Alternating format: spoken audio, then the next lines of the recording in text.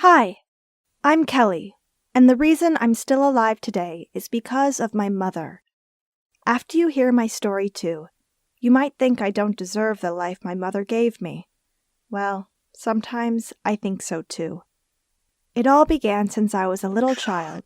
I was born with kidney problems, and I always had to go to painful treatments just to stay alive. With time, life was getting harder, and I can't tell you how often I just wanted to give up. Despite my struggle, I wanted to enjoy the little things in life like any teenager, especially that I didn't know how much time I have left. I was determined to use every second. You see, my parents didn't understand that, especially my mother. I had to argue with her before I could do anything. She was always afraid something bad happens to me because of my malfunctioning kidneys. I wasn't allowed to go on long trips with friends, no camping, no parties, and no sleepovers. Basically, I was sick, and my parents made my life even more unbearable. With time, the relationship with my mother became very complicated. I would get 20 calls from her a day, asking me where I'm at, how I was feeling, and if I took my medicine. Most of these phone calls would end up with a heated argument. I felt like a prisoner that is being watched, and all I wanted was to be alone. I was 17 at the time, and having your mother on the phone all the time was pretty embarrassing, to say the least. You might think that my mother was trying to protect me, but the truth was, my mother only acted that way out of guilt. While I was waiting for a kidney donor, I always knew that there's a high chance that my own mom would be the perfect match. Even though many of the people I know got tested to see if they were qualified, my own mother never did. It was a touchy subject. I mean, you can't just ask people to give you their kidney, but I did try to bring up the subject multiple times when I was with her. However, my mother always brushed it off and never really gave me a clear answer. Because of that, my mom had no right to tell me what to do or act as if she cared. For all I knew, she just wanted to ease her feelings of guilt, or that's what I thought. One day, there was a house party that I was dying to go to.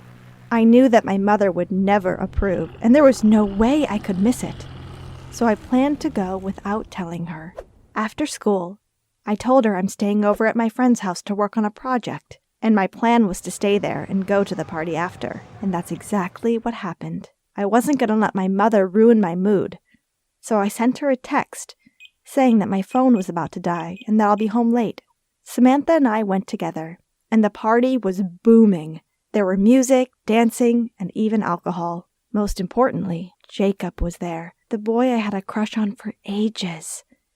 When I saw him, I went up to him to say hi. He looked so handsome. He welcomed me with a smile and gave me a hug.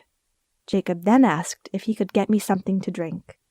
Because of my condition, I wasn't allowed to drink alcohol, but I couldn't really say no to Jacob. He got me a bottle of beer, which I kinda just held in my hand and took really small sips. I was enjoying the party so much that I forgot about the time. I knew my mother would be upset, but at that point, I didn't really care. Standing there with Jacob at that moment was the most fun I had since a long time. I could tell that he liked me the way I did. We were flirting, and there was definitely an attraction between us. I knew Jacob wanted to kiss me, and I was waiting for it. We were close to one another, and with every second that passed, I felt him getting closer and closer as he was staring into my eyes. Eventually, I knew it was time. I closed my eyes, and I waited for the kiss, but it never came. I opened my eyes and saw Jacob looking in the other direction. He then turned to me and asked, "Is that your mother?" My jaw dropped. She was there, standing behind Jacob. When she came closer, my mother could see that I was holding a beer, which made her go crazy. She started screaming at me in front of all my friends. I could not believe what was happening. She said that she kept calling my friends until one of them told her I was here. She grabbed my hand and started walking towards the door. I had enough. I stopped, pulled my hand back, and told her she can go home alone. My mom seemed to understand that she was acting crazy, so she tried to trick me by asking me nicely to go home with her. But there was no way. I was not going to let her control me anymore, and she was ruining my chances I have with Jacob. I looked at her and said with a loud voice, "If you're so worried about my health, Why don't you just donate a kidney to your dying daughter?" My mom froze. She wanted to say something but couldn't. I told her if she's not willing to help me, then she should leave me to enjoy whatever I have left of life at least. My mom looked as if she was going to cry, and she just responded with, "Okay." As I saw her leaving, I couldn't hold my tears. I knew that I had hurt her feelings. Jacob came up to me and asked me if I was okay. Well, I wasn't. I was feeling horrible. I asked him if he could bring me a drink, and this time I took a larger sip. I was starting to feel better, or so I thought. The next morning, I woke up in a bed that wasn't mine. I looked around. Everything was blurry. I was in so much pain. I felt a hand holding mine, and I heard my mother's voice. "Everything will be okay," she said. "You need an urgent kidney transplant, and the doctors found a donor." I don't remember much from when on, but when I woke up after that, I was out of surgery with a new kidney. It took me a while before I understood what was going on. I was under the influence of drugs, and I kept falling asleep. I'm not sure how much time passed, but when I regained my consciousness, my dad told me that my mom was the kidney donor. I was a bit confused, but also thankful.